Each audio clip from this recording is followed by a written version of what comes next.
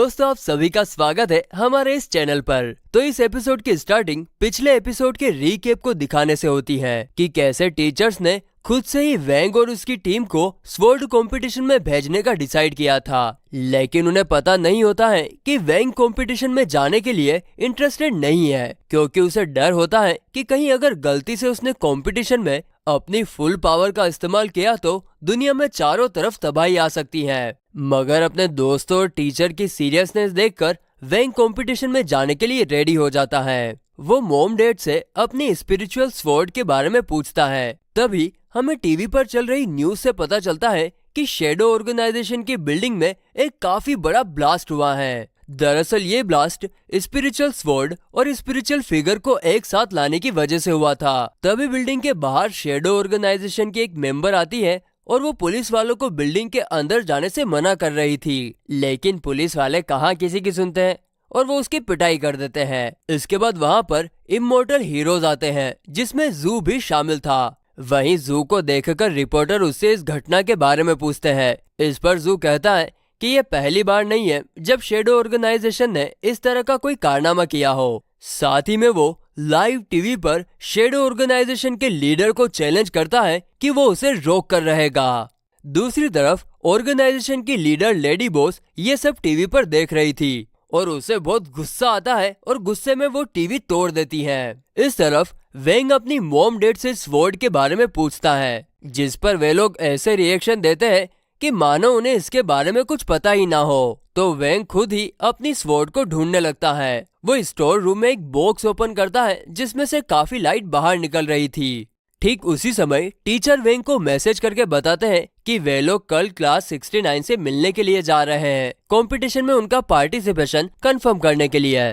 खैर, फिर हम देखते हैं बॉक्स में से एक बच्चा बाहर निकलता है, जिसे देखकर वेंग उसे तुरंत बॉक्स के अंदर बंद कर देता है, लेकिन उसके कारण वेंग की गर्दन पर लगे सील में शॉर्ट सर्किट होता है, जिससे हम समझ पाते हैं कि वेंग उस बच्चे को छुपाने के लिए अपनी पावर्स का कुछ ज्यादा ही यूज कर रहा है और इसके कारण सील धीरे धीरे काम करना बंद कर रही है। अगले दिन वेंग की स्वॉर्ड को देखकर गुवो और चेन उसका मजाक उड़ाते हैं कि यह किसी बच्चे की स्वॉर्ड लग रही है। वहीं चेन भी मन ही मन सोच रहा होता है कि उसकी स्वॉर्ड के सामने वेंग की स्वॉर्ड कुछ भी नहीं है। पर सुन वेंग की स्वॉर्ड को क्यूट कहती है, जिसे सुनकर चेन को काफी बड़ा धक्का लगता है और वो अपनी स्वॉर्ड तोड़ने की कोशिश करता है।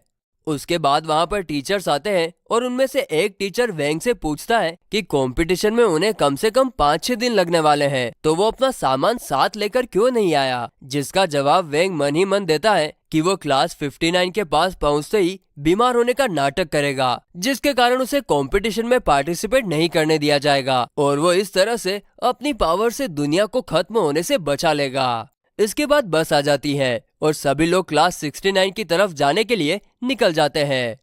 आगे एक आदमी जू को कोई इन्फॉर्मेशन देता है, जिसे सुनने के बाद जू अपने कुछ सोल्जर के साथ एक बिल्डिंग में आते हैं। वहाँ पर उन्होंने किसी लड़की को पकड़ के रखा हुआ था। उसे देखने से ऐसा लग रहा था कि वो शैडो ऑर्गेनाइजेशन की लीडर लेडी बॉस है। जू उसके करीब जाता है, लेकिन तभी वो लड़की क्रीपी सी स्माइल देती है और उसी वक्त वहाँ पर एक काफी बड़ा ब्लास्ट होता है। लेकिन जल्द ही हमें पता चलता है कि ये सब लेडी बॉस की इमेजिनेशन थी, जो स्कूल बस को फॉलो कर रही थी। दरअसल दोस्तों, लेडी बॉस अपने ही जैसी दिखने वाली एक लड़की को पुलिस के हाथों पकड़वा देती है, जिसमें बॉम्ब फिट किया गया था, ताकि जब जू से देखने के लिए आए तो वहाँ पर एक ब्लास्ट होगा जिसमें जू मारा जाएगा। वो ये सब इसलिए कर रही थी क्योंकि अभी तक उसने सून पर जितने भी अटैक किए थे उन सभी को जू नहीं रोका था, लेकिन उसे ये नहीं पता था कि वो जू नहीं बल्कि वेंग था।